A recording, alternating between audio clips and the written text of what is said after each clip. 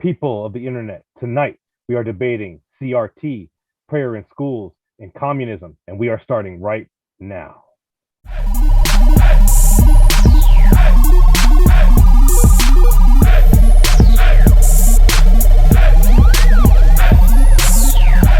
Good evening, everyone. Tonight we have Osigah crossing swords with Taj bin John of Bars and Joysticks for your enjoyment. Unfortunately, James couldn't be here tonight. He's busy recording exclusive content for a soon-to-be up-and-running OnlyFans account, so stay tuned for further details. First tonight, we have Taj, and they have a 5-minute opening scheduled, and then a 50-minute open dialogue, and then 30 minutes of audience Q&A. We also have Praise I Am That I Am producing. So with that, Taj, the floor is all yours for your opening statement. Thank you very much.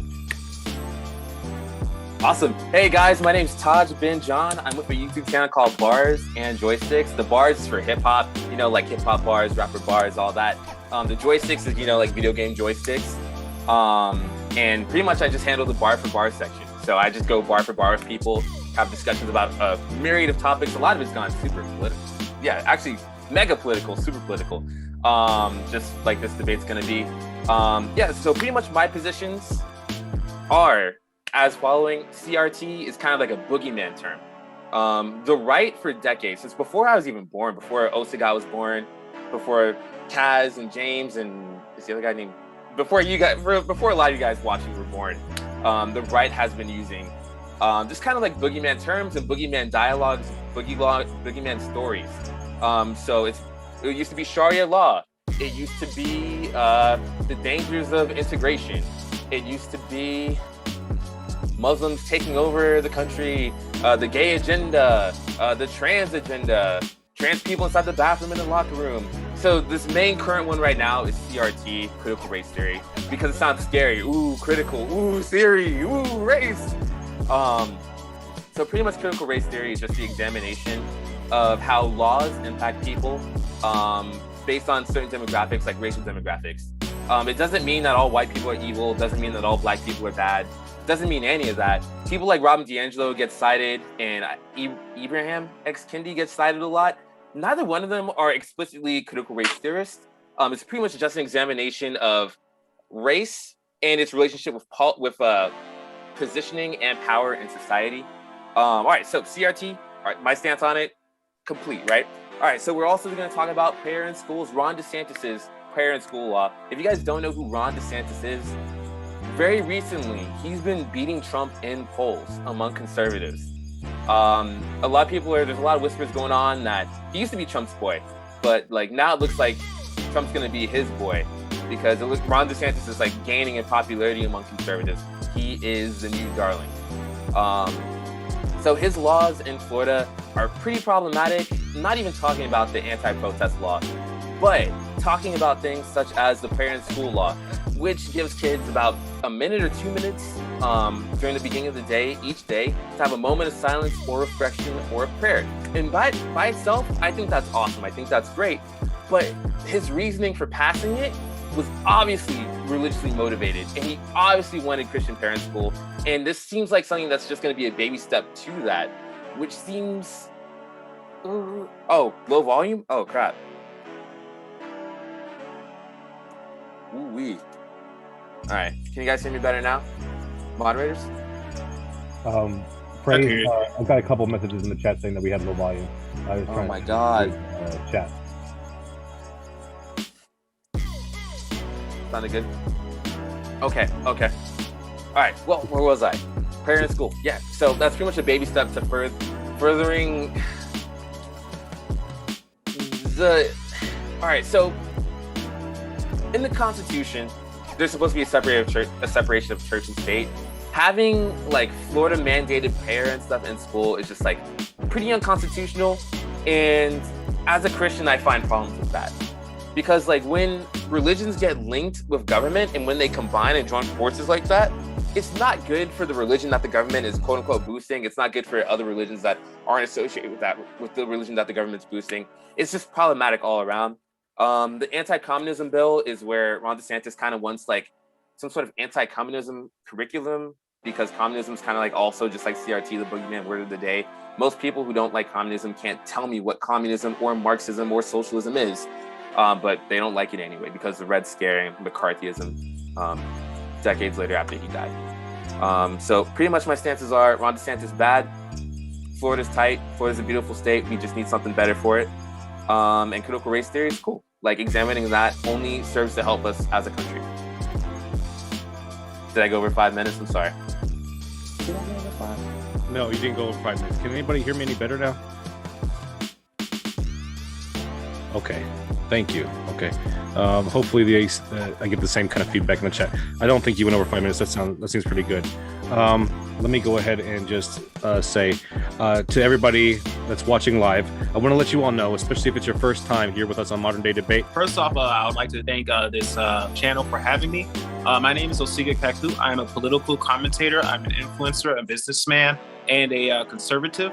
I got my start a while ago when I first, started in business, and I realized how bad, the $15 minimum wage was, and I read into things. And a lot of these occurrences, in short, led me to working with President Trump and getting invited to the White House for certain initiatives I helped on.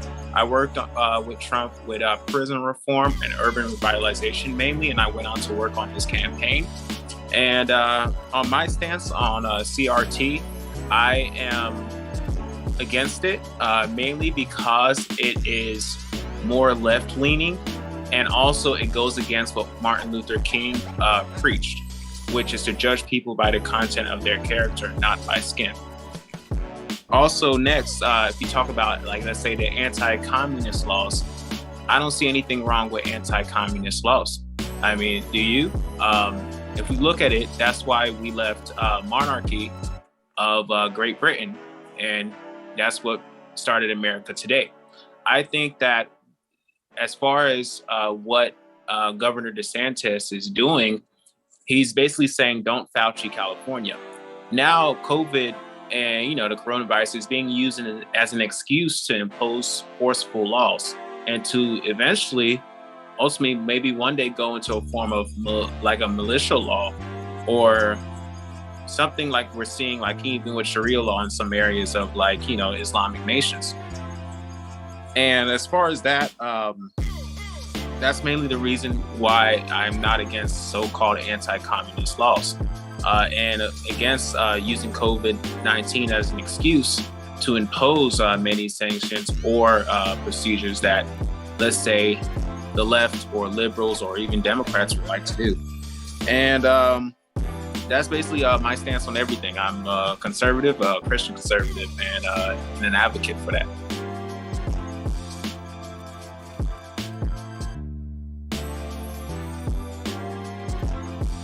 Okay, thank you so much. And with that, let's go ahead and kick it into the 50-minute of open dialogue. Gentlemen, the floor is all yours. All right. You want to start off with CRT or the Ron DeSantis stuff first? I was thinking CRT. Let's go in order. Yeah, so CRT. Wait, hold on 1 second, guys. Do you guys want me to break it into sections? Do you want me to let you know in I don't know, 10, 15 minutes to move it along? Okay, let's do that. All right, I'm gonna start a timer. Go ahead. All right, so I got a question for you, and it's Taj, correct? Taj, yep.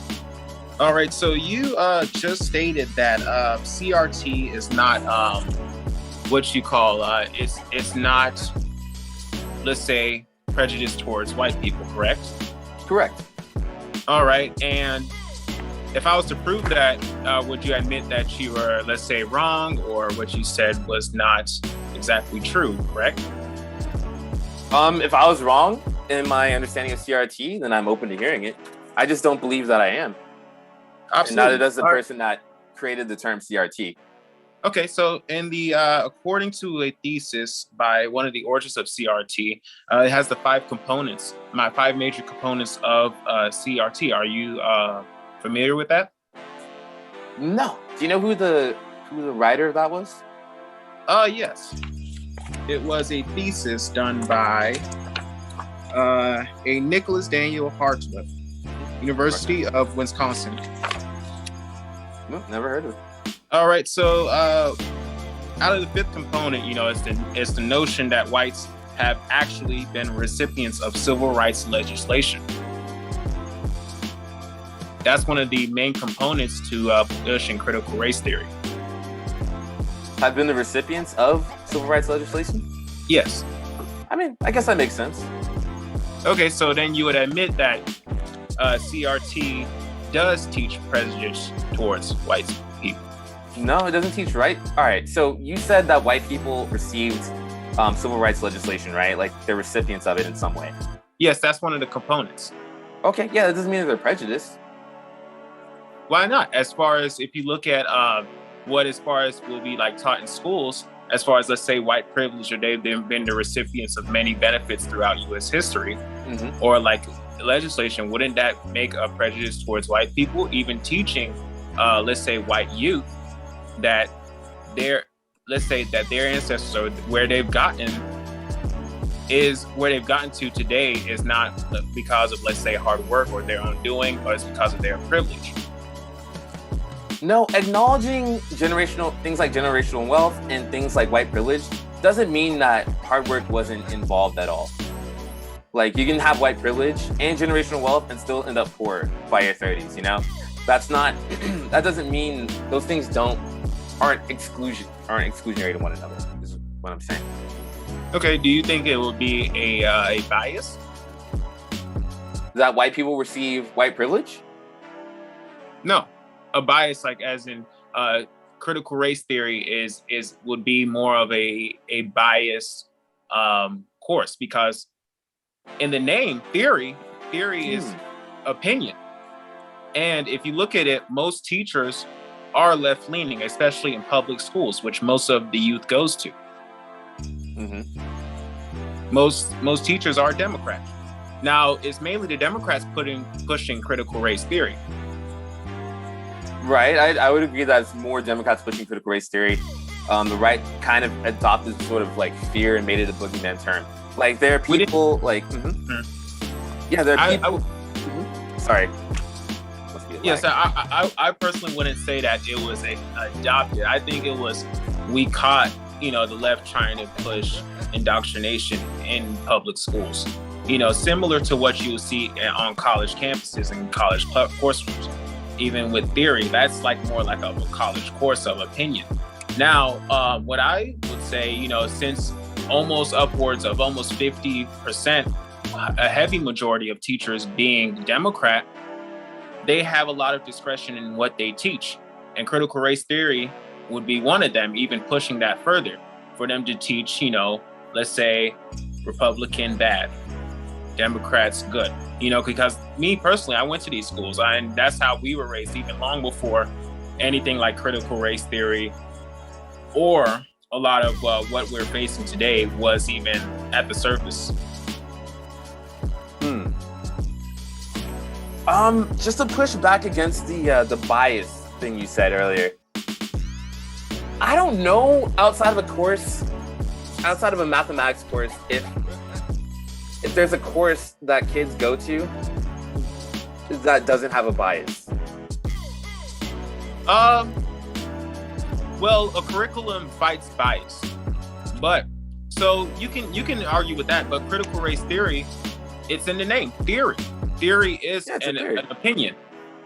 So there it is right there. As far as theory, and then when it comes to topics on race, if you look at it. Race and theory by dictionary, that sounds like racism and just in the name, Not necessarily. There are a lot of theories that get taught in schools. I can't even name all of them. Like when I think of theory, I think like theory of relativity, but I feel like there are other theories involved. Like, and also public schools. I went to public school pretty much my entire life. I mean, outside of like kindergarten and pre-K and stuff. And I've never heard the term critical race theory until well into college. Yeah, that's a college thing. So I think that what is happening now is that they're bringing more of these teachings and rhetoric and let's say theory into public schools to teach more kids, and basically I see it as more of like a partisan tool to raise more Democrats in the future. I mean, I don't don't even know if it's a partisan tool to raise Democrats. Because I think the public school system is, period. I mean, yeah, you can have that opinion. I don't necessarily think that's true. I've had plenty of conservative teachers. Like, I remember senior year, and this is anecdotal at this point, I remember having conservative teachers. Like, I was a libertarian in high school because I had a conservative economics teacher. Yeah. Like, it's not, schools aren't designed to, like, raise someone to the left or to the right. I would not posit that. Absolutely. That's what I'm saying. They're being more and more designed to do that today. And I would say to say that. So? Public school, like, what type of curriculums and what type of lesson plans for public schools, like, before college? Oh, I wouldn't say it's specifically in the curriculum. I'm saying that they're moving it more and more into the curriculum. I would say it's by the more of the opinion or implying of, like, what teachers do. For example, if you look at even recent articles in edweekly.org, they did a survey on where teachers lean politically. And it's showing, it's very clear. I mean, I don't even need to show you surveys. 41% of respondents describe themselves as Democrats, while another 30% are independents. Which independents? I mean, it just depends on the state whether they're right or left leaning. So, and then just 27% were Republicans, you know? So if you compare that 41% plus maybe a little bit of that 30, that's an overwhelming majority of teachers that are Democrats. Also, since public school is, you know, government funded, and it's a form of socialism, I'm not gonna lie, they're more likely to jump on the team of Big Brother because that's what signs their paychecks, which is actually socialism in a sense. You know, you depending on the government, let's say for a job, they determine how much you make, what you can do, like what your work is worth, you know? And it forces people, the taxpayers, to pay you whether you do your job correctly or not.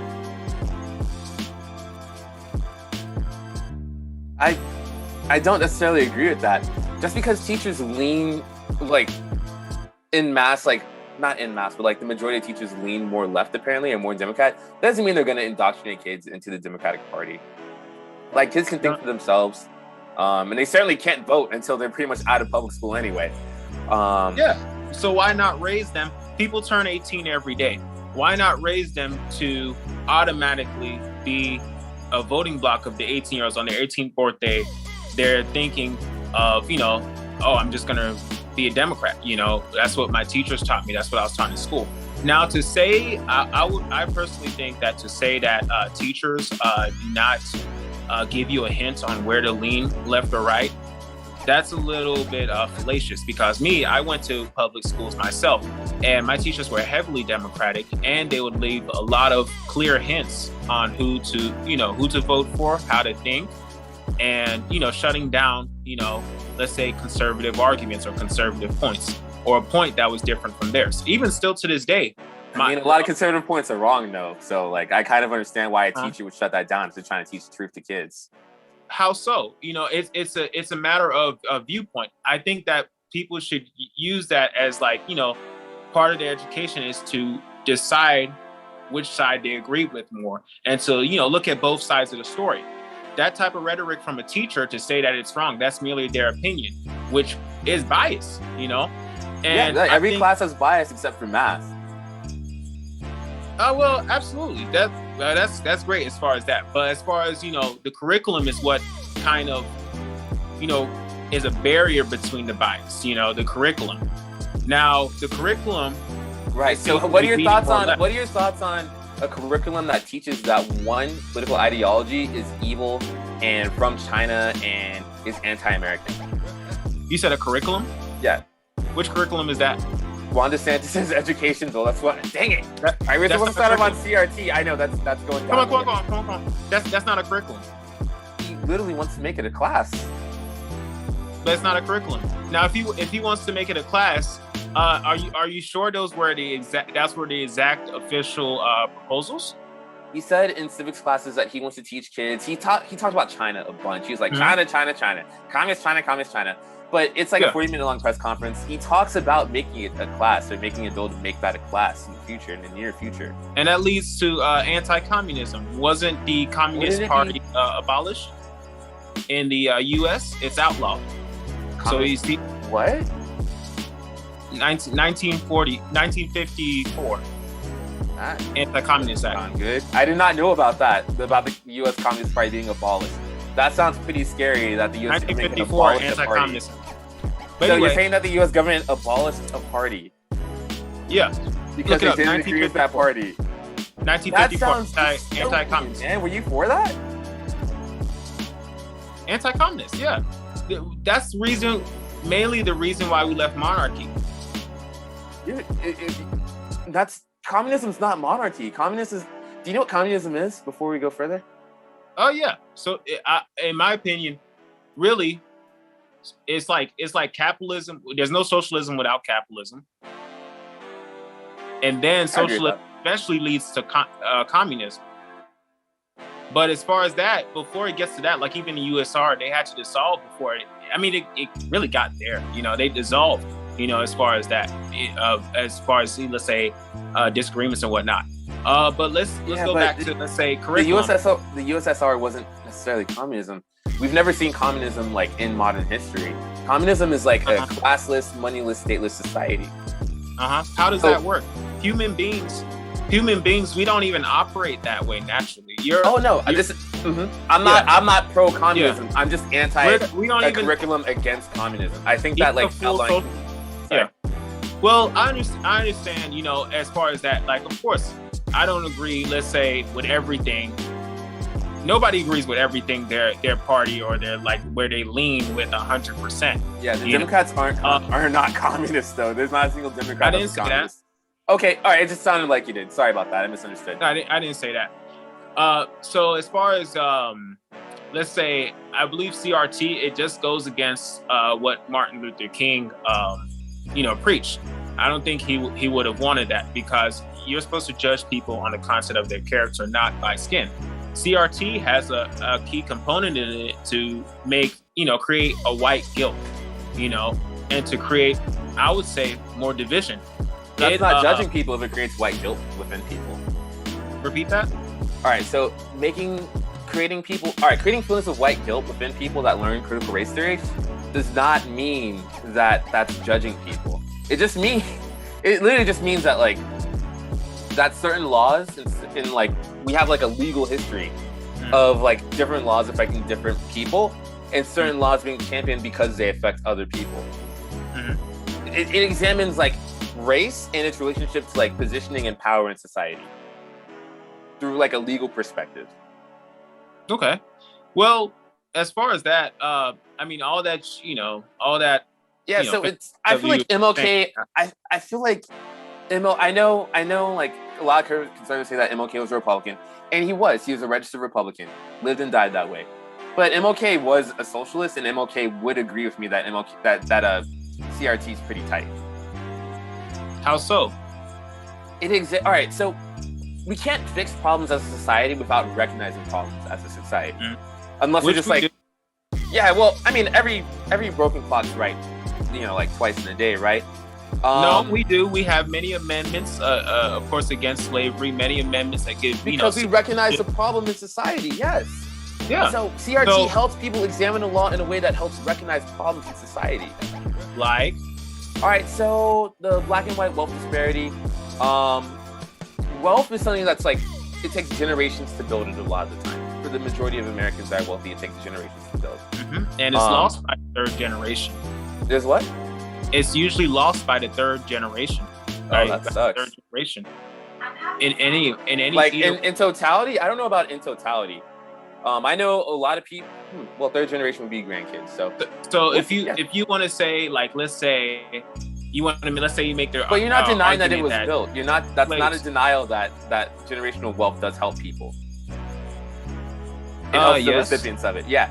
So during the like 1950s and 60s like GI Bill that prohibited blacks from moving into wealthier neighborhoods, black veterans, by the way, people that fought for the United States Army, for armed forces and everything, the military.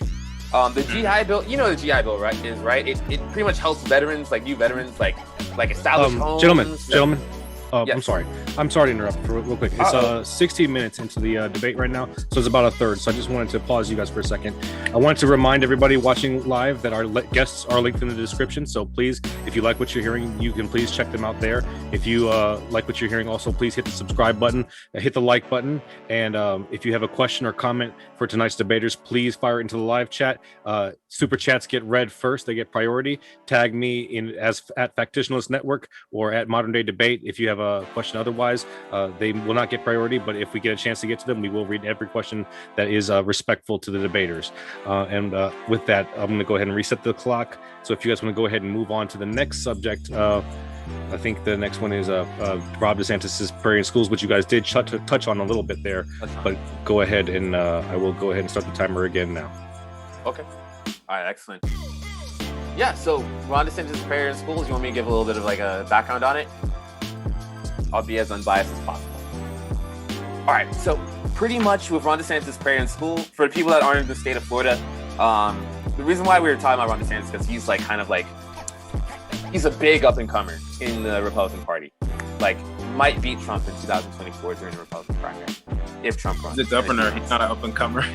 Yeah, right. He's a top dog. He's a top dog. Yeah. He's a governor. Yes.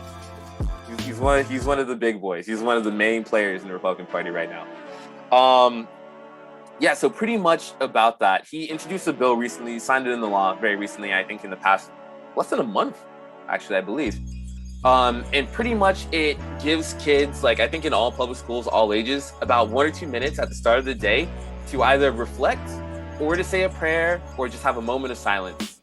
And on its face, that sounds pretty awesome. I think that mental health is really great, and that could be a cool step to mental health awareness. But that wasn't Ron DeSantis' intentions with that bill. He even said in press conferences leading up to it, I think even the day he signed it, he said that he said things like, we can't remove God from the lives of students. He said things like, we need prayer back in school. So it's kind of called a prayer in school bill, even though it isn't explicitly prayer. That's kind of like Ron DeSantis' intention, and I think that could be kind of toxic looking onto the future. Like, as a Christian myself, like I think praying's cool. Praying is a good thing to do. It's what everyone should do, right? A moment of silence from like a secular standpoint is also awesome, and to reflect and stuff. Meditation's awesome. It's good for your mental state. But when those things get used by the government, get used by people in power like the government and stuff to push certain things, like certain religions, that becomes an issue. Like, a lot of Christians are for prayer in school right now, but if Ron DeSantis was like, say like a Jewish governor or a Muslim governor, and he was like, let's bring Allah back into campus, baby, then I feel like a lot of Christians would be mad at it. And I feel like with a lot of Ron DeSantis' laws, that laws are tools. Laws are nothing but tools. It's like a gun, like a sword, like a hammer. You can use those things to do good things and defend yourself and build things. You can also use to kill other people. And a lot of times when these things get introduced, like, oh, sorry, was I rambling? It's all good. All right. Now, as far as that, I would call myself a semi-source because I've actually, met with Ron DeSantis and worked with people who work with him. As far as an intention, I go with facts over feelings. It's a fact, as you said, that he put in a law that gives children time to reflect or pray or whatever their religion is or whatever they would like to do in that start of the day to begin their day, kind of like a routine. Even if you feel that his intentions were somehow different from what it turned out to be, the fact is, I'm not putting words into his mouth. I'm literally just paraphrasing what you said. He literally said that we can't remove God from his lives. What? You mentioned your feelings, correct? I guess I did, probably. So you feel that into the future, or DeSantis meant to do something else other than this law that allowed children to have a way to start out their day, a daily routine. Okay. All right. So I think that, and as far as it saying, like, let's say how we will feel if a Muslim governor came in and said, bring, Islam back into schools or whatnot. that time, they can use it however they like, whether that child is Muslim, whether it's a Jew, Catholic, or any other Christian, which it sounds pretty fair to me. It doesn't sound biased. Now, since Christianity is the more popular religion in this country, then of course that would be to the forefront and we're well known. It doesn't mean that it's exclusively for people only to pray. So I think that's a pretty good law. Like, I'm a very successful American. I start out my day with prayer. I start out my day with reflection. I think that we should, encourage the youth to learn how to have a daily routine and how they start their day. Okay, I take issue with a lot of things you just said. All right, man. So let me remove my feelings from it. He factually brought up Christianity during his speech. He factually meant it to be a prayer in school bill. He marketed it as a prayer in school bill. All right. It's a fact that a government pushing one religion, like whether it be like a governor or a mayor or a president, pushing one religion as de facto above other religions, a government official doing that officially, like not off the clock, not in their own time in church and stuff, but like literally just like at a governor's press conference. One religion, that is unconstitutional. When we have a separation of church and state, this is definitely it's an not affront. unconstitutional. It's not unconstitutional because he did not put it into law. That law, or the prayer in school bill is literally a law. It does not. Hey guys, can we try to limit the talking over each other? Oh yeah. All right. think Osigah, you is were a bill trying a to law? finish the Am I point, wrong about Tosh? that? Yeah. That law. Okay. I'm gonna just ask you. I'm gonna let it come out of your mouth. So that law, did it prohibit any Islam prayer during that time? No, but the intentions of Did the it government were still prohibit? the same. It's just yes no. It's just yes no. Did it prohibit any Islam? Jews from praying? No, but Did it prohibit any spirituality or crystal worshipers, from praying or doing yoga or whatever? No, as I'm saying, the bill by itself. So how is it constitutional? A Christian governor said, marketed, and it's marketing. You do have to market a bill. But Why did he market it like that? How will it hold up? Do you think he's just going to leave that? All right, you guys maybe want to switch to maybe 2-3 minute intervals instead? Dang, all right, yeah. To give you guys a chance to. It's about to get contentious, man. You seem like a nice guy. I wasn't going to go too headstrong. Yeah, sorry about that. Okay, give me a second to. You guys keep talking for a second. I'm going to set up another timer so I can keep track of this. Okay.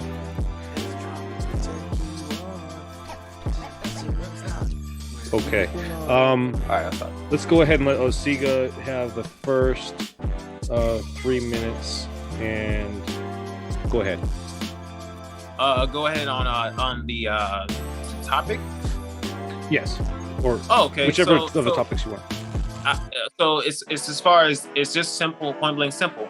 What I heard from whichever law or bill that was is that children have a certain amount of time in the start of their day to either pray or do as they would like, maybe a reflection or whatever they would like, to start out their day. I do not see any ill intentions from that. I see that as, a time that, a child can use to start his day from whatever their religion or belief is. And I don't see that as unconstitutional, because in order to be unconstitutional, you have to prove it by saying, okay, this was put into law, or this was, even, let's say, pushed into law. And that's not what Governor DeSantis did. Now, of course, marketing is a different story. Marketing, people have to market things every day. And the art of marketing is to make it appeal to a certain, of course, crowd, which in America, the most popular religion is Christianity. So of course, him as a Christian, he would say, oh yes, this is prayer in schools. And that's the popular, nickname of, let's say, said bill or law. Okay. You want to go ahead and respond to that, Taj? Yes. I mean, we don't have to do the intervals if you guys don't want to. It's just no. I'm just there's writing a lot down of over questions. talking there for a moment, but it's up to you guys. I just I want you guys to feel like you have the chance to respond and not be over talked. It's up to you. Right. And yeah, thank you for implementing that. I know as an over talker. I'm sorry. Well, it's, All right, it's anyway. not either one of you is not doing it more than the other. It's just it's getting a little contentious. Yeah. So the prayer in school bill, but once again, by itself, that's completely fine. Like, maybe not call it a prayer in school bill, but like a moment of silence or a reflection bill would be better. Like, just giving kids 2 minutes at the start of the day, maybe even 2 minutes at the start of class, to just like reflect and chill out and meditate for a bit. That sounds completely fine. I hope that helps out a lot of kids' mental health and helps them reflect and think of new and creative ideas and leads to them having a more success in school. I'm worried though, growing up in the Bible Belt, growing up in Florida, a lot of my public school teachers were openly Christian, like maybe a little bit too openly Christian. Do you ever think that teachers of either of Christianity or of different religions, or who are atheists or Wicca or whatever, do you think that they might abuse the bill to, I don't know, teach kids more about their personal religion? So does the bill permit them to teach about their religion? Do you think it might open up the gateway to abuse? Do you think that might be possible? No. You don't think that's possible at all? I don't. If it does, then it would be shut down immediately, because that's even what true. It seems like critical race theory is doing. Would you be open to the bill being shut down immediately if a teacher abused the bill? Say you have a kid that goes to school in a Florida classroom, and then like you come home and your kid has crystals, and they're like, "Hey, this ruby will clear up the cancer," and stuff like that to people, and you're like, "What you learn all this?" And then like the teacher's like, "During the prayer school bill, like my teacher taught me how to pray with stones and stuff." Like, would you be cool with that? I as a parent, I wouldn't even be okay if they came back and said my teacher was, talking about Christianity. I would be, well, why weren't your teacher talking about math or how to get you into college or improve your comprehension skills? Right. So that's do you the think purpose. Do you think that there's even the slightest chance of this being abused by even one or two teachers? There's no way that this is not going to get abused. Well, I mean, humans are different. Every teacher is different, of course. But of course, if you look at what the law says, it does not give that opening, or let's say that that freedom for teachers to, quirk things or, tweak things the way that they'll see, such as even critical race theory, which gives teachers that freedom, because it's in the curriculum. It's and it's part of theory, which college professors already do. Okay. Well, another question is, do you think DeSantis will, say if he stays governor for like the next 10 years? I don't even know if that's legal. I think there might be term limits on Florida governors. I'd have to look that up. But say he's governor for the next 10 years, right? Do you think he's going to leave this bill alone, or do you think he might maybe step to other things?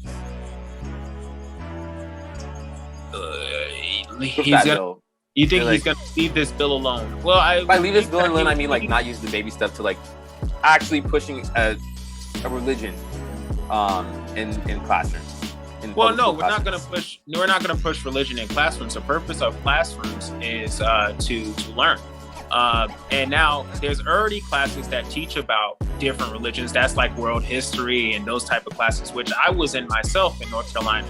And that's where I learned even about, let's say, all the Buddhism and all the other religions, even Islam. I learned a little bit about what they believe. Yeah, but to push it upon, but to say that we're going to push it upon, people, no, that's not what, let's say, DeSantis is thinking. And I can tell you that I'm a source myself. I work, in these sectors.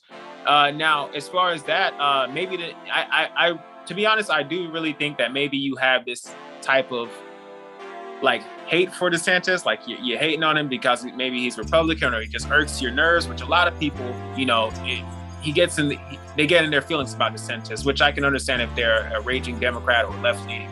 But besides that, I would say the next thing that a lot of us are working on, which included me, Lieutenant Governor in North Carolina, Mark Robinson, we had an idea where in order to get their high school diploma, maybe we put in something where students have to pass a citizenship test for the U.S.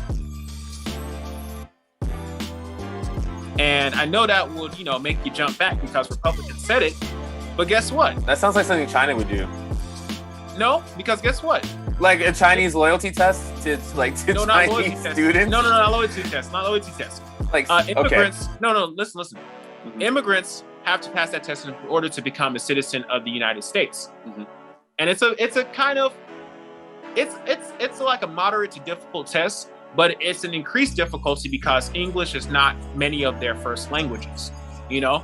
So we're only saying, you know, that so like also makes people learn about America, because the average American is not like you and me that follows even follows laws or even follows, like, let's say, legislature or politics.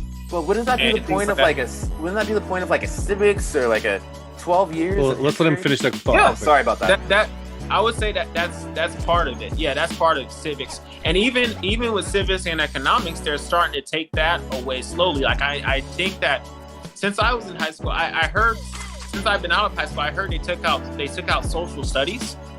I don't know if somebody can confirm that for me, but that's what I've heard, that there's no longer, you know, social studies class as well in North Carolina, and that they've replaced it with something, you know.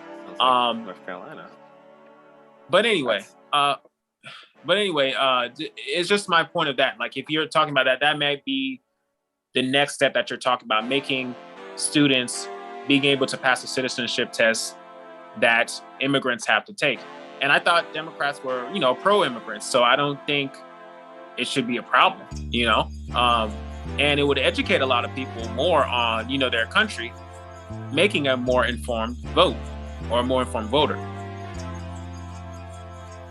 Well, see, guys, that sounds like it's a failure of public schools to teach things like history and civics.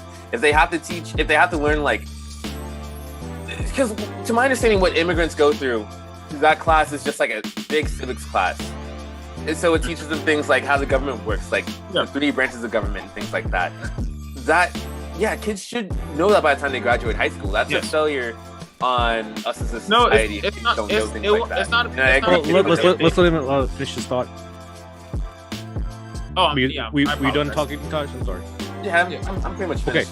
Okay, let me just say before you interject, Osigah, that we just passed the second 16-minute mark, so we've got another 16 minutes before we go to Q&A. If anybody everybody listening in live and everybody in the chat, remember, if you have a question or comment for the debaters, please fire it into the live chat. Super chats do get priority, and we don't have a lot right now, so get them in while you still have a chance.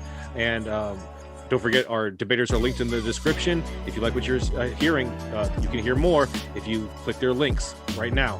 You can just open up another tab. And don't forget to subscribe and like this video. Please do. And once again, the floor is all yours, gentlemen. All right.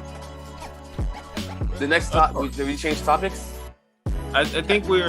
Either, if you want to, communism is the last thing to talk about, but you don't have to. Civics. So the point of, let's say, that proposal or that idea is that with already the civics and economics that we have in high school or in different courses, that should teach them well enough to be able to pass a test like that. Sort of like how you have like the end of course test and something like that, or some variation of what's being asked of, you know, immigrants to know. So I don't think it's a failure. It's not a failure if the students are able to pass the test. That means that they're being taught well, you know? Yeah, but when people don't... all right. So it sounded like the idea that you and the lieutenant governor of North Carolina were thinking about was just like another civics class. That literally just sounds like civics. No, it's not another class. It's just a test or a test, a course test. That's all it is. Because and then why not put some of that whatever the immigrants are made to study and learn into the curriculum? I think it's fair. You know, why do we make, you know, immigrants have to pass that and natural born citizens not have to do that? That sounds a little bit like privilege, American privilege, don't you think? Yeah, like we as people that are born in the United States have privilege compared to immigrants. Yeah, absolutely, American privilege. So if you're, let's say, want to recognize privilege or recognize wrongs in our country, that's one of them.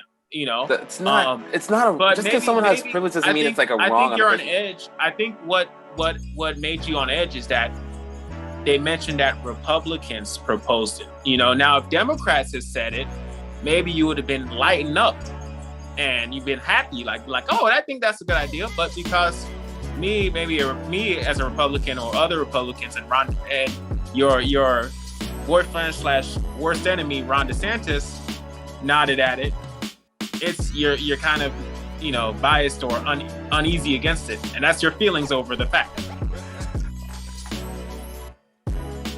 All right. So, do you understand what the point of privilege is?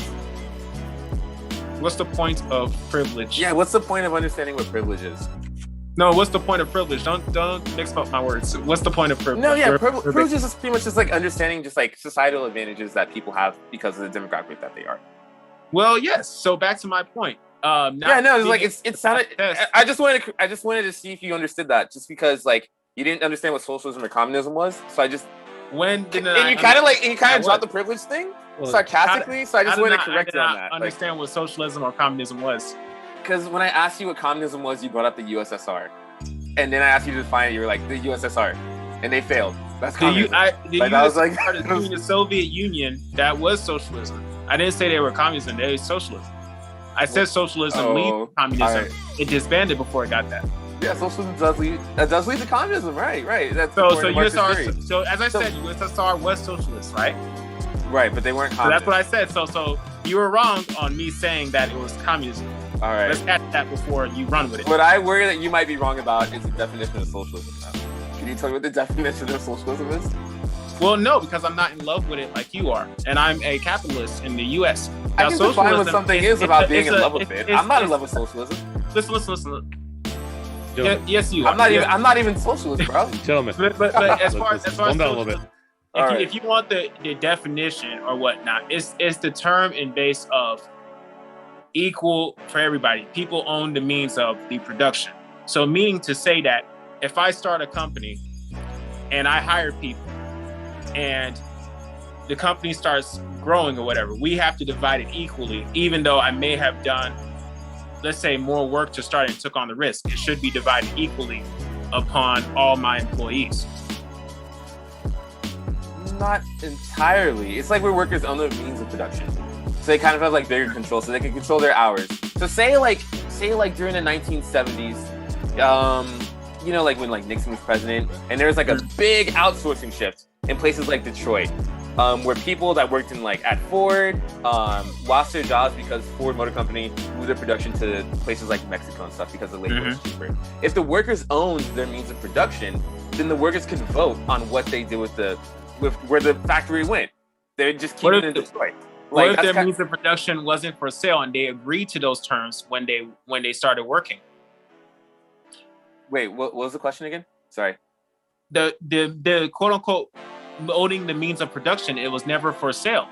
The agreement was you come work, we pay you, and in the agreement, it does give them, let's say, the right to move or close the company. The employees are well aware of that. That's a possibility. Employees today are well aware of that. They sign on for that. Right. That's not socialism, though. So I'm saying if it was socialist, if the Ford Motor Company was a socialist like organization, then that means that outsourcing thing probably wouldn't happen because people at the Detroit factory would be like, wait, you're gonna move the production facility to Mexico for cheaper labor? No. They would just say things like no to that. They're not saying that there aren't problems with socialism. I'm not socialist. I'm a social democrat, which just means I'm capitalist, but I just want like a heavier regulations on capitalism. They're already pretty heavy now. They're taxing. They can be heavier. They're taxing my company 46%. That's pretty heavy. If you're giving 46% of what you make, you have a nonprofit, right? That's pretty heavy. How heavier do you want it to be? Regulations doesn't mean taxing either. It means making certain things like unlawful. So say certain environmental practices. What enforces the regulation? The government. The taxes you pay to the government. That doesn't mean all right. So regulation isn't exclusively taxing though. You're gonna make certain things illegal, is what I'm saying. Like there's like a different, and also incentivizing things as well. Like regulation is kind of like a broad term where you can do a lot of things with regulation. Well, anyways, as far as that, you're saying that you want more regulation on capitalism. It's already a lot of regulation. It's a lot of ways that your hand is tied. Just starting a business, in general, or owning a business. There's so many regulations that we go through. I don't know how much regulation there can be until the point of you have to disband the business or let go of employees, which I think that more regulation hurts the employee more than the employer. How so? Because they get taxed more? Because one, of course, taxing. Two, if let's say the government, it comes down to really the government almost owning the company, because they tell us, what you can do, what you can't do, and it could be overly reasonable. It can actually not really overly reasonable. It could be just unreasonable, as far as what they're asking or what the government wants you, to do. But most of the regulation comes down to, let's say, taxes or fines. Yeah, I'm fine with fines. I'm fine with taxes. I'm fine with making certain things just illegal and unlawful. That's completely fine.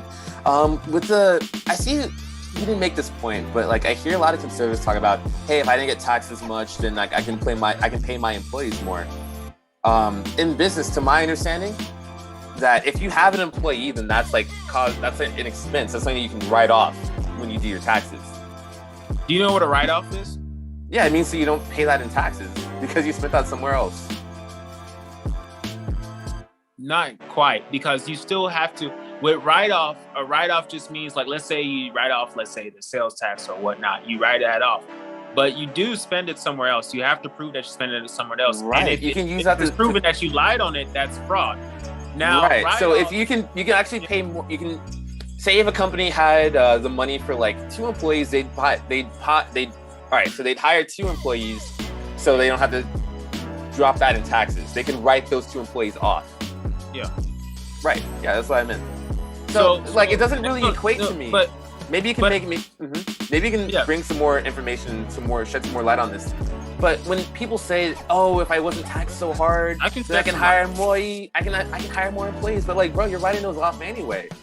Those are tax write-offs. When you write it off, it allows you to spend that money elsewhere, because one is let's say you put the money in a trust.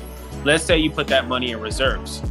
That's an expense. I personally write that off and use that to hire more employees, let's say the next year or so, which more employees allows me the opportunity to make more money. So I would rather hire more people. I would rather pay them more, and me personally, I've used those quote unquote write-offs, and as far as those, let's say, tax benefits, to hire more employees, to where today I have around 40 employees in my own company. Okay. So there's your proof there. That's awesome. It sounds like maybe we crossed wires at some point, but it sounded like you kind of made my point. So yeah, that's tight. But so your point was, if with less taxes we can hire more people. No, what I'm saying was that the less taxes equals more people thing doesn't really seem to be real, because you said that you literally used employees as tax write-offs a little bit earlier. It's real. No. But repeat that. So repeat that. It said that. All right. So to my understanding, it sounds like you said that you used employees as tax write-offs.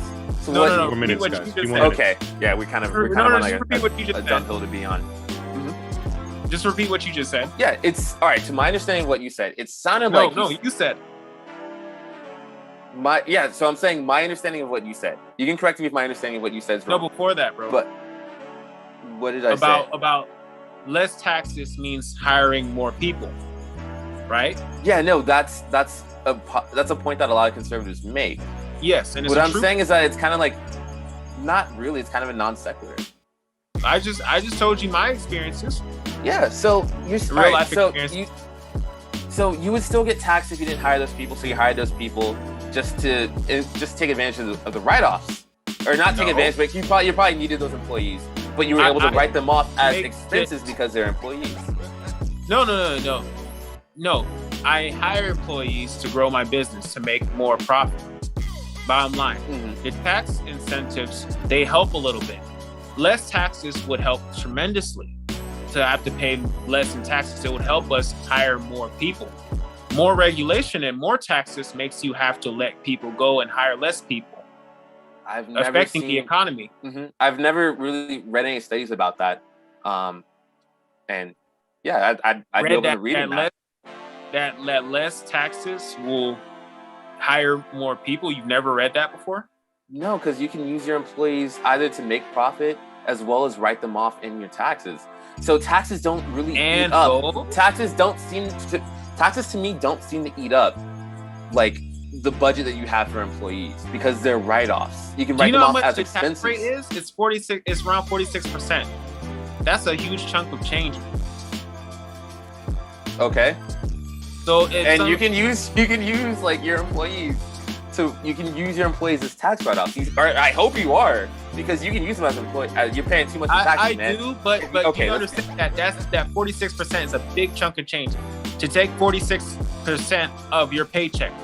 I would love to examine the example that you're giving me now, but it sounds like it's something that's like kind of personal. I can't really look at. Like I would just have to take what you're saying. If you're investing money, I'd have to look at what you're saying face value. So I don't know if you mean like the company's profit or your personal profit. I don't know. And tax code is kind of complicated. Company's profit and personal.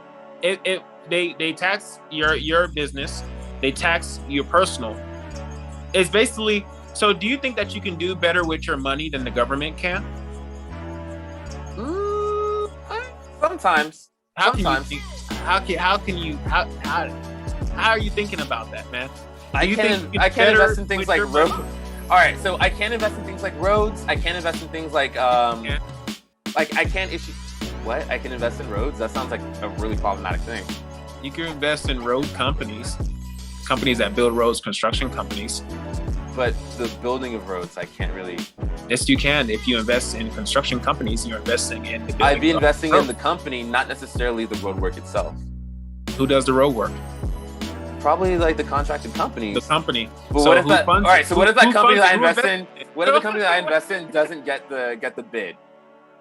So I'd just be investing in the company, right? So if they don't get the bid, you invest in other companies, but they're getting a bid somewhere. Okay, so investing in companies doesn't necessarily equate to investing in a road being built, man. So a construction company that builds roads, houses, buildings, you invested in roads. No, all right. So it sounds. All right. So me investing in a company like say ROH, that's like an urban construction company. An urban engineering company. I think they build roads, to my understanding. Maybe just. You said you can't invest in roads. How can't you invest in roads? But anyway, I can't without government. Gentlemen. That's about the time there for our 50-minute open dialogue there. I want to go ahead and let Taj just say a quick word, and then I'm going to let Osigah have the final word because Taj had the first word. So, Taj, if you could just take a couple of seconds and say something real quick, and then I'm going to let Osigah have the final word, and then we're going to move to Q&A. Okay. Yeah, critical race theory is awesome because it shows people like what problems are and maybe what the roots of those things are. And that leads us to figure out how to critically think, because it's critical, how to solve those issues and problems. All right. It doesn't necessarily lead to Marxism or communism or anything like that. We didn't really touch on that. I just wanted to throw that in there. It doesn't lead into those things. And it's openly being used as a boogeyman term. Like either a lot of conservatives won't define it correctly, or they'll even like people like look up Chris Rufo. Right-wing influencer. He openly says that like the right is like poisoning the term critical race theory to kind of poison drip it and make it look bad in the eyes of the audience.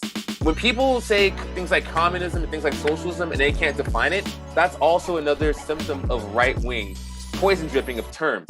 Where people can't even define something and they still hate it, bro. That's poison dripping right there. Prayer in schools can be abused, no matter like who says that. I know. Osigah earlier said that there's no way that any teacher or anyone's gonna abuse that law ever. Let's just wait 1 or 2 years and we'll have a conclusion to that. Let's just wait 2 years and we'll have a conclusion to that one. As far as the anti-communism bills, I think a government listing out a political ideology as wrong in classrooms, like that's the answer to the test question that communism's bad, without critical thinking, without like examining certain things about it, that's problematic as heck. Like, once again, laws and regulations are tools, and people can use those tools to do good things or bad things. Right now, I think Osigah and a lot of people in chat, the right wingers, would agree that teaching kids that communism is wrong is a good thing. But what if a like left winger, someone that's like super far to left, more left than I am were governor one day, and they're like, all right, conservatism, let's teach that to be like as bad as Nazism or something like that. Like that would be an issue off of Ron DeSantis's law, right? Or like his not predetermination, what's the right word? Precedent, legal precedent of teaching that a political ideology is bad. So yeah, like I'm completely fine with teaching kids how to critically think, not what to think. And that's probably my biggest issue with that. And Ron DeSantis sucks. He's a rat-faced loser. Okay, so that was about 2 minutes. Go ahead, Osigah, and wrap it up with your final words. Oh, well, first things first. As far as that, critical race theory goes against what Martin Luther King Jr. Believed. Critical race theory actually does the opposite of what it intended to do because it builds bias.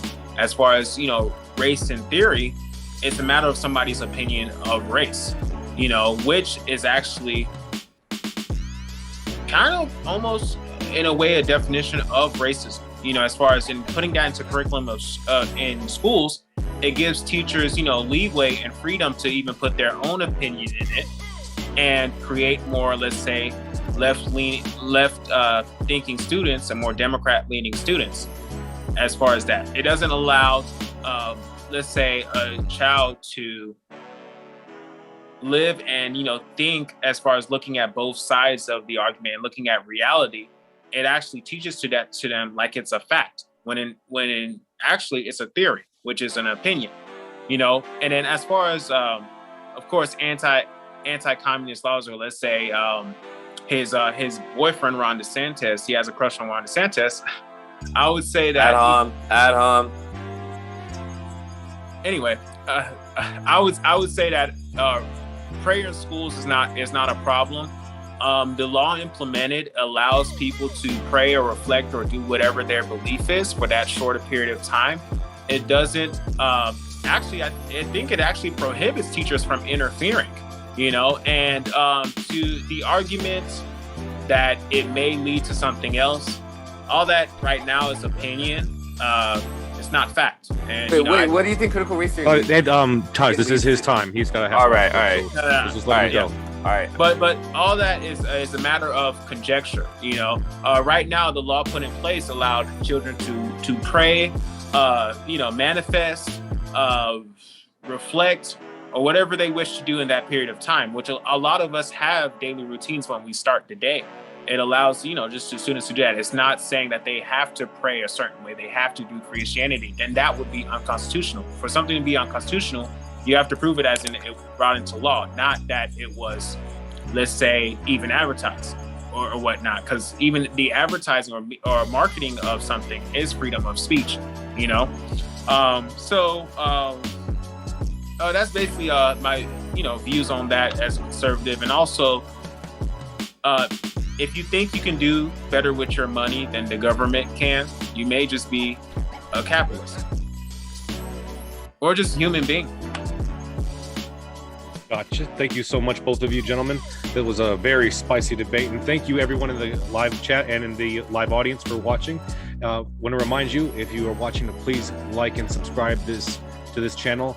Share this video with that family member of yours that disagrees with whatever position you happen to hold on these issues, so that you can spark some conversation. Let's go ahead and move to the Q&A. Ladies and gentlemen, if you have a question or a comment for either of our debaters, now is the time to send in your question or comment. Super chats do get priority.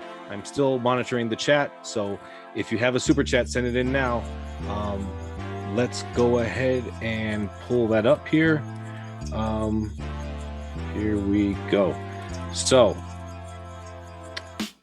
we have a $5 super chat from Dialogue Always. Osigah, please explain why Ruby Bridges is okay to be banned under these anti-CRT laws. Ruby Bridges is okay to be banned under the anti-CRT laws? Yes, sir. And for the chat, is it okay if I interrupt real quick? Is that an official proposal or just an opinion from blogs as far as Ruby Bridges being banned? Because when I was growing up, we did learn Ruby Bridges. We learned about Black history. We learned about segregation and all of those things. as far as, let's say, what went down and all around, like from even Dr. Martin Luther King, who, in my opinion, would be against CRT. Now, I don't know where that, is coming from. I think that's a matter of opinion or a little bit of fabrication. Well, actually, there's kind of like a precedent to it. I think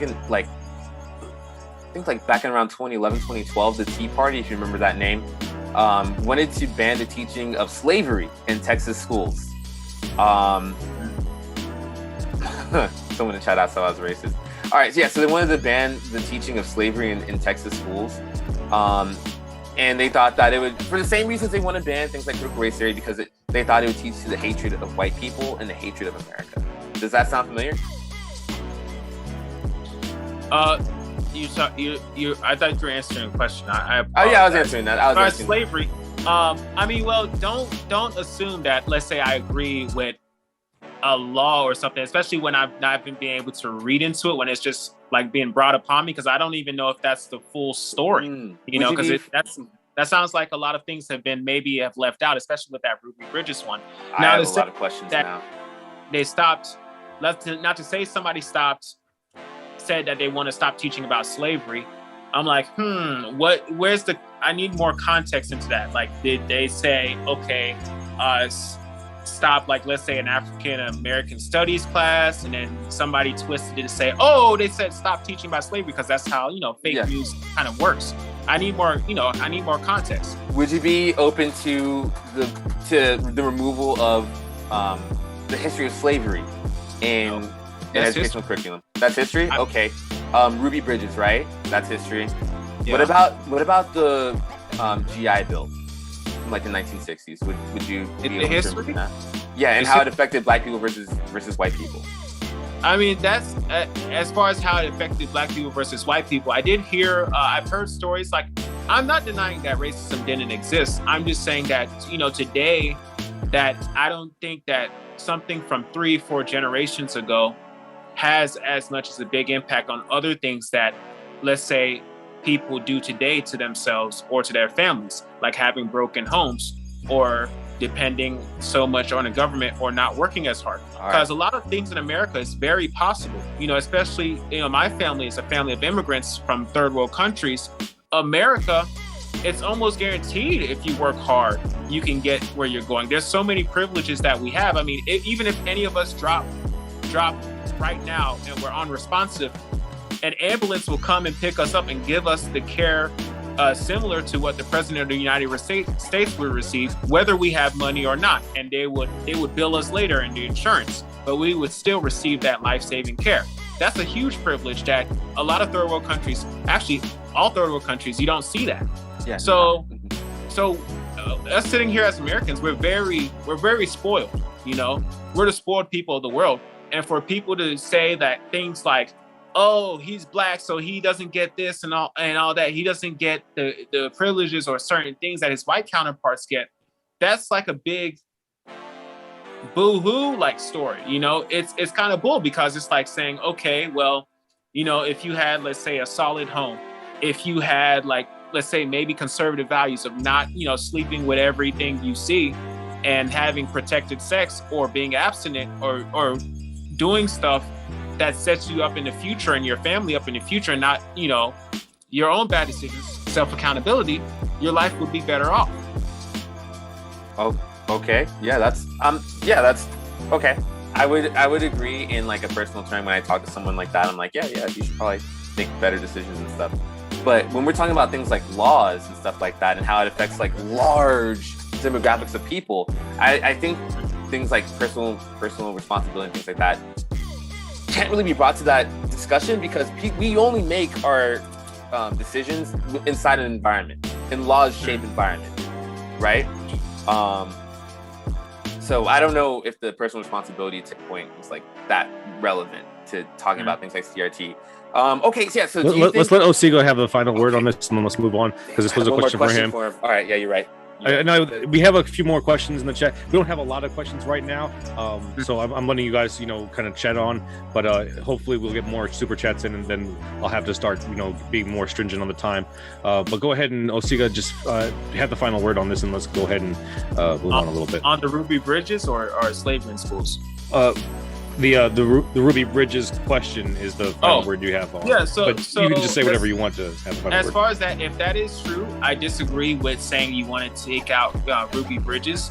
Now, the story about Ruby Bridges is pretty unique, and it's a big part of history that it would be hard to, of course, let's say ignore, even if that was true. It's even being taught in schools for years. I was taught about Ruby Bridges in schools. I think about it all the time, and even with that, I don't know why you would try to frame that with Republicans that we were against, Ruby Bridges. It's many of the people that I would argue that follow the crowd or do what's popular, which is be more liberal today or be more democratic, that would have been against Ruby Bridges during that time. They would have been throwing rocks at her and protesting her because it was popular at that time. A lot of, let's say, leftists or people. That's not left. Yeah, but no. What I'm saying is at that time, those viewpoints were popular. The popular viewpoints now is more leftist, liberal, democratic viewpoints. I'm saying that a lot of the people that are arguing right now would have been protesting against Ruby Bridges going to school. So as far as that, to try and attach that to Republicans, definitely conservative. I think that's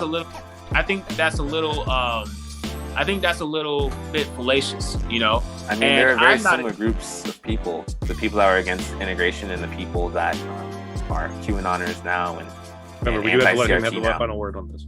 Gotcha. As far as that, well, I'm not part of, let's say, QAnon. I'm a conservative Republican. I am part of Black history. I'm also a child of immigrants. I'm the American dream. I would not see what's wrong with teaching history, Right. And as far as CRT, last time I checked, even with the components of CRT, I don't see anything about them teaching about, really about Black history, as much as trying to pin the tail on, let's say, white people, or to tell somebody that they're oppressed. Yeah. Okay. Thank you. Thank you both for that. Thank you, Dialogue, always, for that super chat. Let's just go ahead and move on so we can address the other questions too. Dialogue. Joe Schwartz sent a super chat in for $4.99. Thank you for the respectful discourse on CRT. Now I want to know, what is your opinion on CRT Crash Team Racing? That's for both of you. Oh my gosh, that's CTR. Yeah, I like Crash Team Racing. CTR, sorry. Yes. As someone from Bars and Joysticks, a video game channel as well. Yeah, the PS1 was that console growing up. Like the PS2 actually was that console, but PS1 was like the OG PlayStation. And Crash Team Racing was a fun game. I remember a chain called Movie Gallery, if anyone else remembers that. And during the weekends, my mom would take me and my brother there. And we'd rent some games like X-Men: Children of the Atom and Spyro and Crash Team Racing, and that's a classic, homie. Do you have any thoughts on that? What do they mean by Crash Team Racing? Like Crash Bandicoot, and they're racing go-karts it's like a PS1 game. I think they made a few ports. So what is he basically saying in English? Like that's a less nerdy term. No, it was kind of like a joke question. He was asking, all right, CRT, Critical Race Theory, CTR is Crash Team Racing. So it was just like a play on the acronym. Do you have any opinion on it? I grew up playing Tony Hawk Pro Skater 2 and 2K, so I wouldn't. I don't know if that's my avenue. Yeah, Tony Hawk's Underground was lit. Yeah, it was really good. Pro Skater 2 and 2K and then Madden and all those. So I get those terms. My siblings, they loved like that Smash Bros. Brawl and all that stuff, but that wasn't really my thing. but yeah, I hope it was a good joke. I thought it was good. I thought I liked it. Well, thank you, Joe Schwartz, for the super chat. Regardless, sorry if you don't feel like you got your question answered all the way. That is all of the super chats that we have at the moment. We have more questions, but ladies and gentlemen, if you do have a super chat you want to fire into the live chat, it will definitely be read next. We will go ahead and move to the regular questions from Bob Sadler. He asks for Osigah still hasn't explained how stating facts about our history is anti-white and creating white guilt. If you are not ashamed of your history, you're not teaching it right. As far as that, so he's saying that teaching history, which we already do. I think we already teach history in schools. I was taught history in school. Now, to say it's anti-white, like I read, the fifth component of critical race theory, it's written in a way, it's saying the notion that whites have actually been recipients of civil rights legislation, that they've actually, benefit and received it, to imply that other groups, have not, or they're under, as far as an advantage. It also leaves room for, of course, depending on the teacher, which most are left leaning, for them to add to that and say that, kind of like race training in corporate countries, to say that a white child, let's say a white child sitting there in the classroom, is able to have an advantage over the black children because of, let's say, the past, when that's not completely true. That's not like white kids in like majority white classrooms do have advantage over black kids when they're inside of majority white classrooms. That's like the tale as old as time. Yeah. Well, not as old as time, like definitely less than 100 years old, but no, like your mom never told you, hey, like you're black and like your classmates are all your classmates are white, so the teacher can see you easier than your classmates. Like you've never heard that before? My school was predominantly black, but very diverse. My elementary school was extremely diverse. It was actually a global studies magnet school. And then my middle school was very black, and I remember the black students, a lot of broken homes, yes, but a lot of people, like, they knew where their next meal was coming, and we all had our resources and just as much abilities to succeed as our white counterparts. And then high school, same thing pretty much. Okay. Yeah, we had different school experiences. I went to majority white schools my entire life. Yeah, I went to school in the actual hood. I'm actually somebody who lived this. I'm not. So as far as that, and no insult to you, because as far as majority white schools, as far as going to college, my college was pretty diverse, but it was predominantly white. So I understand. Now, I think most of these things is in your head, as far as it's a mentality of, let's say, not in your head, but in general, in people's heads. It builds a victim mentality in your head to think that, oh, I can't do this because I'm black, or this isn't possible because I'm black. And that hinders you. I think that might be a straw man. Fortunately, I think that's a straw man. Just because like you're cognizant that certain things might affect you differently because you're a certain demographic doesn't mean you have a victim mentality. Like if I was like a petite woman, I wouldn't go jogging at 2 a.m. because I would be treated as a petite woman differently than you or I would be treated, You understand? So that we kind of have like male privilege in that perspective. But that doesn't mean that just because she's a woman, she's automatically like a victim just because she can't go jogging at 2 a.m. Right? It's completely inadvisable to go jogging at 2 a.m. You and I think we can definitely get, who the fuck's gonna jump us, Ain't nobody's gonna jump me. You seem like you're taller than me. Ain't nobody's gonna jump you, bro. But you know what I'm saying? When I say that, that's not a victim mentality. It's just like being cognizant of like just differences where your position in society. Well, see that's I think maybe in all fairness, maybe that's its intention. But what we are definitely worried about that is if you talk about grade school kids, usually they're not able to grasp that type of mental, understanding yet. So I would not want kids under the age of like 15, 16 learning about this. Like, they can learn about it on Holocaust age, where they learn about the Holocaust. Yeah, but see, the thing is that under 15, that's a lot of students. That's a big demographic. I think that's something that you're able to maturely digest like in your brain and in your mind at the college level. Now bringing it to, let's say the grade school level, you have that growing, let's say, animosity for, let's say, the other race, or you have like guilt on yourself, which actually I grew up with, as far as like teachers that were heavily democratic and their hints were overly obvious. Oh, that's so cringe.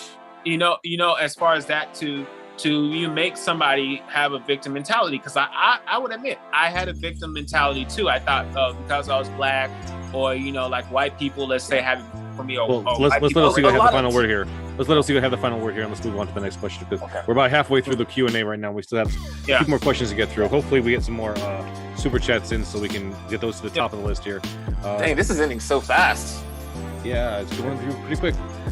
Here's another question from Bob Sadler. He asks, what does it matter how someone worships their God? Separation between church and state doesn't have to be Christian only. Absolutely. So separation of church and state, I agree, as far as that, as far as the separation, because like one, in the sense of, you don't want that. We want to serve the people. When you're in public service, you're serving the people, and people have a freedom to religion, and you also have a freedom to religion yourself. But to put that in there overly, it's like you're, of course, almost like, forcing somebody. Like, of course, if some of my constituents will be Muslim, I'm not going to force them out of their religion, because that's unconstitutional. I'm not going to put that into a law. So as far as that separation of church and state, I understand where that logic comes from. Now, it doesn't mean take out "In God We Trust," because that was the founding fathers. So that's what they. No, it wasn't. That got introduced in like the 50s. I'm not going to like, let's say, knock down, let's say statues, or let's say take out God, the word God in a lot of places. But I would stick to the Constitution, that we don't discriminate on race, of course, race or religion or all those other protected, statuses or whatnot. But as far as I get what you're saying on that. Okay. Let's go ahead and move to the next one. This is a question from Forward Tribe. I think this is for you, Taj. The West is the most cosmopolitan and tolerant place. Why do you think only the West is obsessed with race theories and attacking its foundational religion? I don't think that the West is okay. Well, he's saying that the West is obsessive. I think that the wealth that the West has allows for things like philosophy to bloom, just like ancient Greece. People like Socrates and Aristotle and stuff like that came from ancient Greece because they were a thriving society. So the West being a thriving society that it is, it's only natural that we as human beings, as human nature, to get existential and question things. And also to see a problem, like things like racial disparity and things like that, and figure out why that is and what led to things like that. So I think there's no issue with that. It's kind of like saying, hey, I want to get in shape. Am I attacking myself because I want to get in shape? I can't touch my toes, so I have to stretch twice a day in order to touch my toes by December. Am I attacking myself because I can't touch my toes?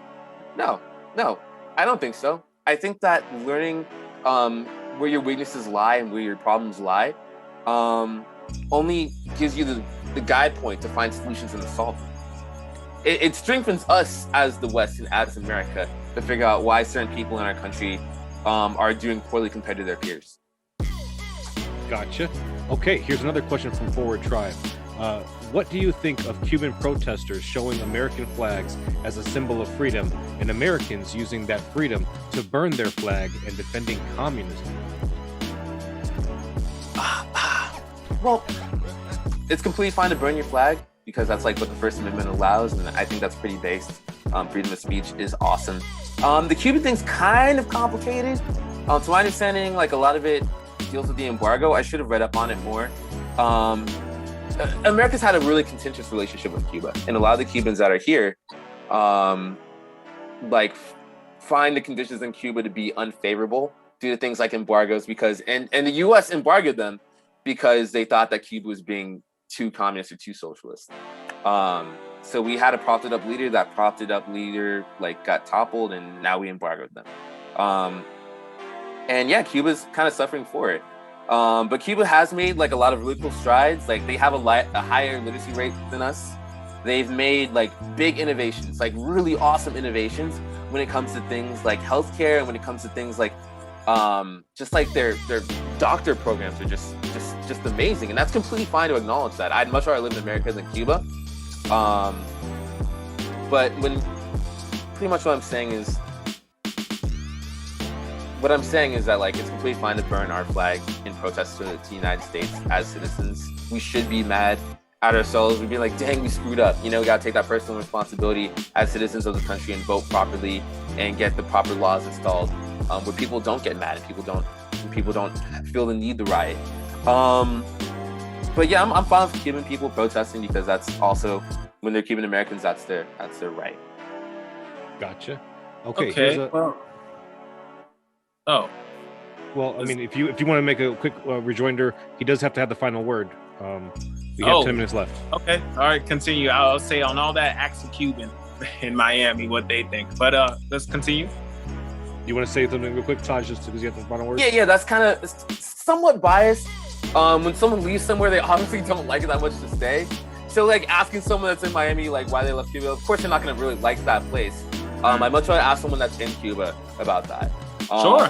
They would, if you had a plane going to the U.S., you put it in Cuba, it would fill up.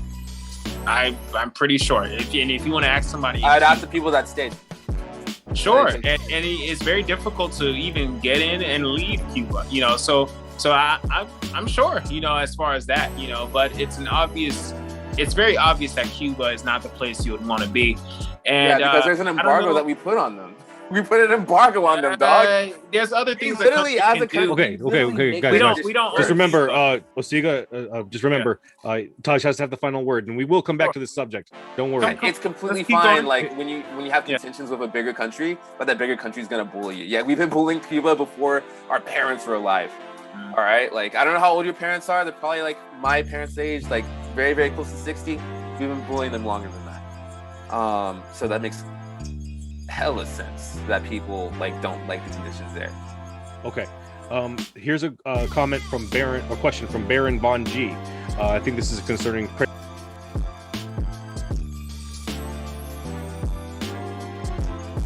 Krishna Thor. I can't say this last word.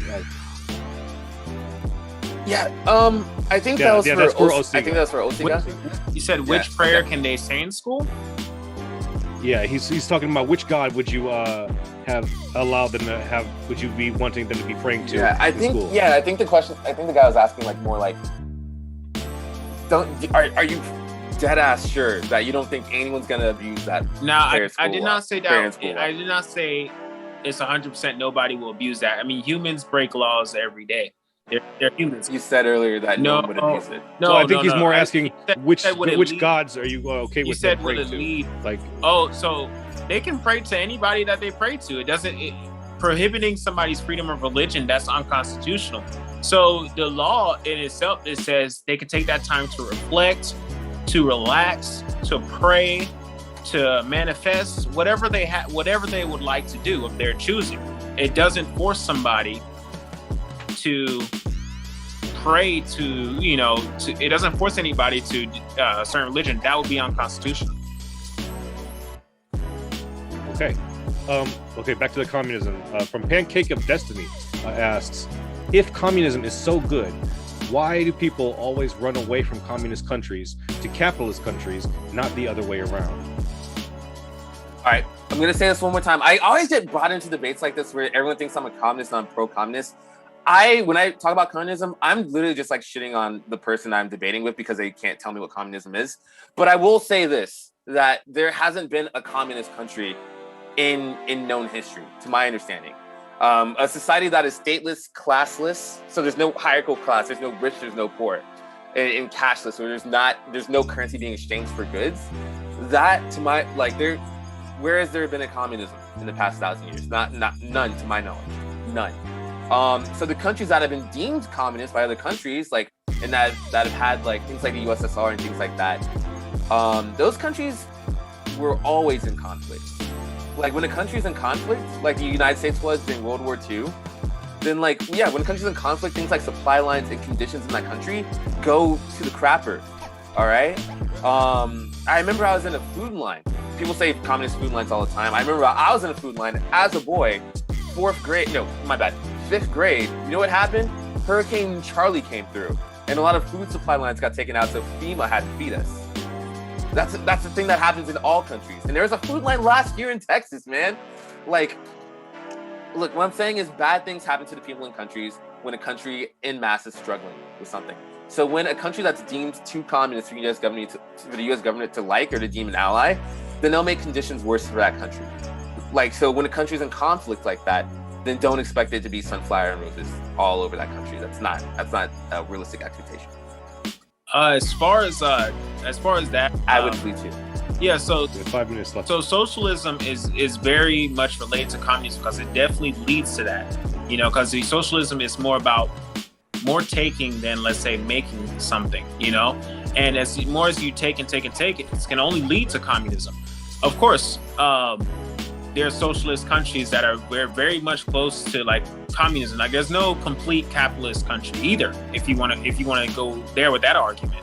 So, but you can say that America leans more towards capitalism than most countries, and places like Venezuela, Cuba, even China. Venezuela had a coup. We tried doing a coup in Venezuela like 8 times. No, man. Don't cut me off. I'm trying to. They had conflicts. I'll let you get your point. Okay, I'm just saying that. All right.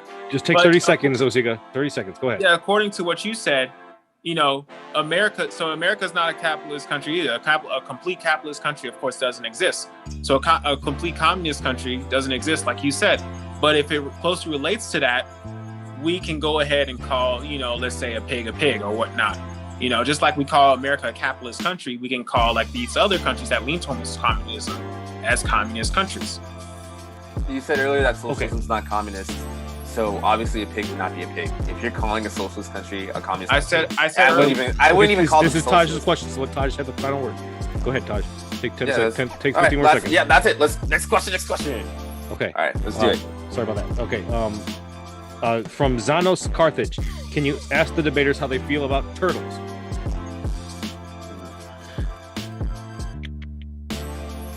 Oh well, I feel that turtles are conservative.